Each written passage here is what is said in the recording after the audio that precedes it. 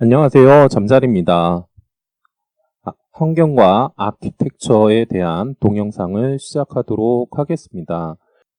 네, 그 동영상을 이렇게 계속 그 유튜브를 통해서 시청해 주시는 분들이 계실 텐데요.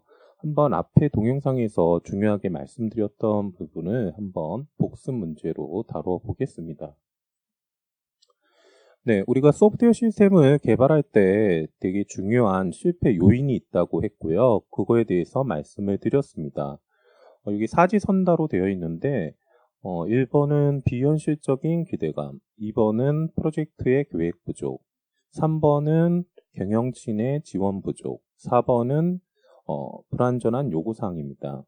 네, 어떤 요인이 소프트웨어 시스템을 개발할 때 가장 높은 실패 요인이 될까요? 아시는 분들은 밑에 댓글로 글을 남겨주시고 앞에 동영상을 통해서 확인을 해 주세요. 네, 그러시면은 이번 본 동영상에서 어, 말씀드릴 부분에 대해서 일단 어떤 내용들을 배우게 될지 말씀드리도록 하겠습니다. 일단 소프트웨어 아키텍처에 대해서 앞에서 간단하게 설명을 들으셨는데요. 그러면 어떠한 작성 원리로 저희가 소프트웨어 아키텍처가 만들어질까요? 그리고 이러한 소프트웨어 아키텍처는 저희가 환경이라고 하는 외부 환경과 내부 환경과 어떠한 관계성을 가질까요? 그리고 이러한 환경들에 대해서 아키텍처에서는 이론적으로 비즈니스 아키텍처 사이클이라고 합니다. 그러면 비즈니스 아키텍처 사이클은 어떠한 의미를 가질까요?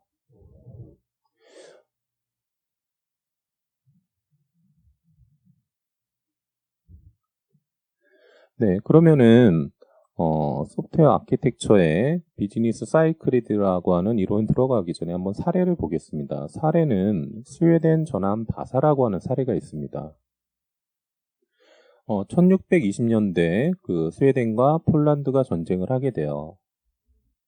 이때 어, 아돌푸스라고 하는 왕이 이 전쟁 중이기 때문에 아키텍트한테 하나의 요구를 하게 됩니다. 아마 여러분들이 예상하시는 요구들이겠죠. 일단 강력한 전함 같은 거를 만들어 달라라고 하는 요구를 하고요. 세부적인 내용은 300명 정도가 탑승을 할 수가 있겠고, 그리고 64개의 대포를 장착할 수 있는 어, 배를 요구하게 되죠. 이 스웨덴의 전함 바사라고 하는 것은 지금 그 박물관에 그 이렇게 전시가 되어 있고요. 사진으로 보시면은 이러한 전함입니다. 그래서 이제 왕의 그 요구를 들은 아키텍트가 설계를 하고, 그리고 이제 이 배를 건조하게 됩니다.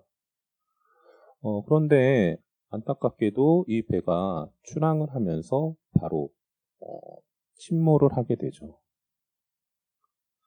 어, 아키텍처와 환경, 이런 것들은 어떠한 관계성이 있을까요? 한번 이러한 사례들을 통해 가지고 뒤쪽 이론적인 내용을 설명드려 보도록 하겠습니다. 소프트웨어 아키텍처는 어떠한 원리에 의해서 작성이 될까요? 일단 환경이 있습니다. 저희 앞에 사례에서도 보셨던 것 같이 이제 전쟁 중 또 아닌 이제 왕에 대한 그 요청 사항들 이런 것들이 이제 환경이 되겠죠. 만약에 이제 우리가 이제 시스템의 환경을 본다 그러면요, 세 가지의 환경 요인들이 있을 것 같아요. 일단 기술적인 또는 이제 비즈니스적인, 이제 사회적인 요인들이 있게 됩니다. 이런 환경은 소프트웨어 아키텍처에 영향을 주게 되죠. 즉, 앞에 사례에서 보셨던 것 같이 이 전쟁이라고 하는 환경과 그리고 이제 왕의 요구라고 하는 이러한 요구들이 이제 아키텍트를 통해서 이제 아키텍처에 반영하게 되고요. 근데 이제 그 배를 만들어서 이제 출항을 할 때 침몰을 하게 됐다 그랬죠. 즉, 소프트웨어 아키텍처는 거꾸로 이제 환경에도 영향을 주게 됩니다. 이를 저희가 이론적으로는 아키텍처의 비즈니스 사이클이라고 해요. 즉, 환경에서 아키텍처로, 아키텍처에서 환경으로 서로 영향을 주고받는 어떤 순환 관계를 저희는 아키텍처 비즈니스 사이클이라고 합니다. 뭐 영어로 얘기하게 되면 ABC라고 보통 얘기하죠. 아키텍처 비즈니스 사이클. 자, 아키텍처에 영향을 주는 요인들은 좀 구체적으로 보면 어떨까요? 첫 번째는 이해 관계자가 있을 수 있을 것 같아요. 저희가 시스템을 작성하시게 되면은 되게 다양한 이해 관계자들이 있게 되죠. 사용자 또는 이제 프로젝트 관리자, 그리고 개발자, 뭐 설계자 등과 같은 되게 다양한 이해 관계자들이 있습니다. 그리고 개발 조직이 있을 수 있을 것 같아요.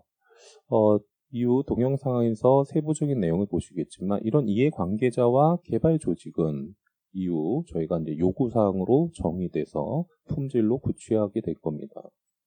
그리고 이제 기술적 환경들이 있겠죠. 저희가 예를 들어서 뭐 빅데이터를 구축하겠다라고 하면은 많이 들어보셨던 뭐 하둡이라고 하는 기술들을 쓸 수가 있을 것 같아요. 즉 기술에 관련된 되게 다양한 환경적인 요인들이 있다는 거죠. 그리고 이제 그 아키텍처를 작성하는 아키텍트의 경험이 있을 겁니다.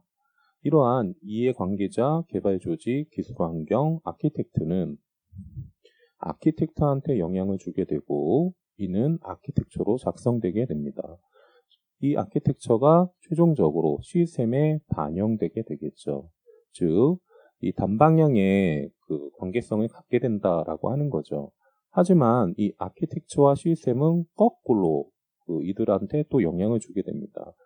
즉, 아키텍처 자체가 이 요인들한테 영향을 줄 수도 있고요. 또는 시스템이 이들한테도 영향을 줄 수가 있게 되는 거죠.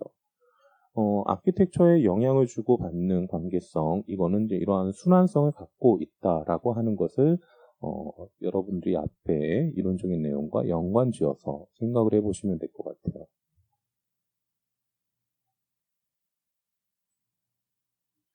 네, 앞에 동영상에서 저희는 소프트웨어 아키텍처의 정의에 대해서 봤습니다. 이러한 구조에 대해서 소프트웨어 아키텍처는 소프트웨어 구성 요소가 그들이 지니고 있는 특성 중 외부에 드러나는 특성, 구성 요소의 관계라고 설명을 드렸습니다. 그러면 좀 세부적인 내용을 다시 밑으로 내려가서 한 걸음 더 들어가서 보도록 하겠습니다. 소프트웨어 아키텍처는 어떤 요건을 가지고 있어야 될까요? 첫 번째는 일단 소프트웨어 요소를 정의를 해야 되겠습니다. 그러니까 이제 그림에서 보시는 것 같이 각 구성 요소들을 정의할 수 있어야 된다는 거죠. 그리고 두 번째, 이들은 하나의 구조로 그래서 결과적으로 작성을 하게 돼요. 그리고 이를 통해서 저희는 소프트웨어 아키텍처를 통해서 상위 수준의 설계를 가져갈 수가 있게 됩니다. 여기서 하나 주의사항은요. 상위 수준의 설계지 상세 설계는 아닙니다. 즉 저희는 구성 요소를 정의해주고 그들을 구조화시키는데 소프트웨어 아키텍처에서 생각을 하고 있다라고 보시면 될 것 같습니다. 즉 결론적으로 소프트웨어 아키텍처는 이 구조와 아키텍처 요소, 그들의 관계들을 표현하게 된다라고 볼 수가 있을 것 같아요. 자, 그러면은 소프트웨어 아키텍처를 작성하는 그거에 대해서 이제 앞으로 말씀을 드리게 되는데, 그러면 소프트웨어 아키텍처가 왜 중요할까요? 처음 듣는 분들은 좀 이해를 해주셔야 되는 게, 소프트웨어 아키텍처는요, 작성하는 목적 자체가 그 이해관계자, 앞에서 소개해드렸던 되게 다양한 이해관계자의 대화 수단으로 사용이 된다라고 보셔야 될 것 같습니다. 즉, 저희가 서로 다르게 생각하는 시스템을 서로 대화를 통해서 합의를 보거나 그 그림을 완성시키는 데 목적을 두게 되는 거죠. 이 부분은 뒤에서 실습을 하시고 같이 만들어 보실 때 좀 많이 작성된 결과를 보시고 여러분들이 이야기 나눠보면서 이걸 좀 많이 느끼시면 좋을 것 같습니다. 그리고 두 번째는 초기 설계 원칙을 결정을 해주게 됩니다. 예를 들어서 뭐 개발자가 개발을 하게 되면은 어떠한 원칙을 가져갈지에 대한 가이드라인을 제시하게 되죠. 그리고 이러한 결과로 작성된 아키텍처는 저희가 A 프로젝트에서 작성된 또는 이제 사업에서 작성된 아키텍처가 계속적으로 재사용돼서 사용될 수가 있게 됩니다.